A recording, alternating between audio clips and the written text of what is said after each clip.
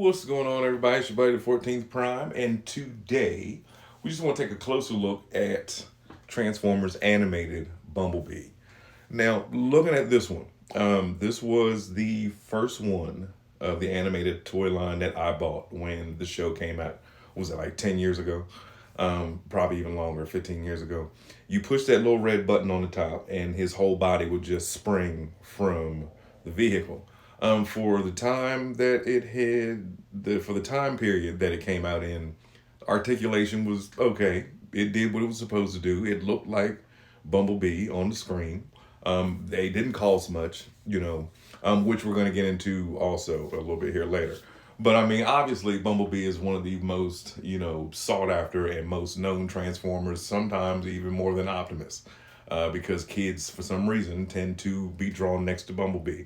And look, this is dead serious. Straight facts. This is my neighbor's car. You can't go anywhere without escaping Bumblebee. Like, you can't tell me that when they made this little smart car, they wasn't, whoever designed it wasn't like, you know who my favorite Transformer is? Yeah, we can pretty much tell.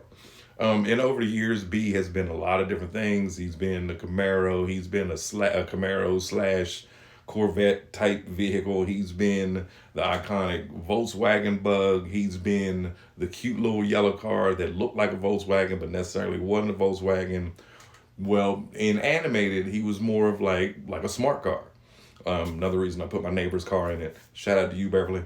But yeah, looking at this now, this is the old version. Look how big this one is, as opposed to, and the one to the right is obviously the one that we're about to get.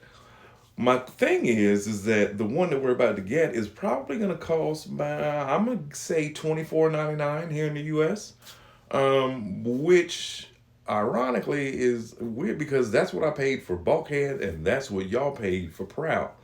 And look at the size of them. I need to know. I need to know if they're going to keep the pricing the same, being as that it's this small. No one had them. Yes, they will. Now here's another look at, again, this isn't the red button push transform one. This was the actual like deluxe back then that you could get. New one in the middle, and then the cliff jumper yellow Bumblebee mold from Earthrise or Siege or whatever. Look at the size difference. Um, Now I understand, like I said, scale was not a thing back then. You might Optimus probably was the same size as that Bumblebee back then, whereas now we're trying to keep things a little more scale.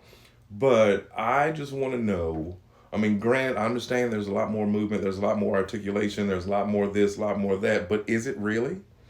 And then like this scale, this picture.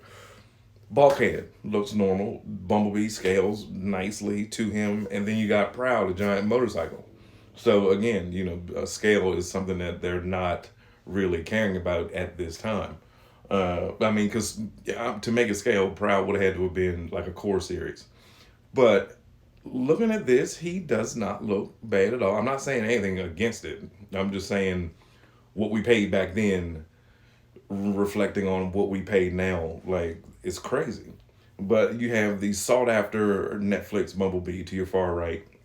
You have animated Bumblebee in the middle, and you have the old school animated to the left.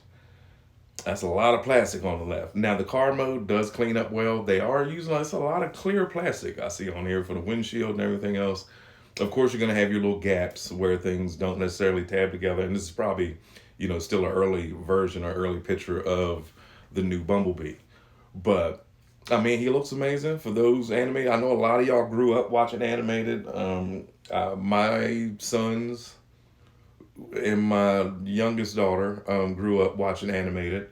My daughter wanted to be Siri. I actually made her a Siri costume for Halloween one year. If you look on the deep, dark, dark, dark internet, you can actually find a video of my kids transforming into these suits that I made them. But anyway, with that being said, these are the last of my actual Transformers animated figures. These were the last three that survived. I had Starscream, the leg broke off. I had Prime, his whole body broke into many, many pieces. I had the old Bulkhead. What happened to him? I might no, I'm doing a quick glance. I don't see him anymore. But I'm just saying, I hope that this next line of animated is made way better than these. It's your buddy, the 14th Prime.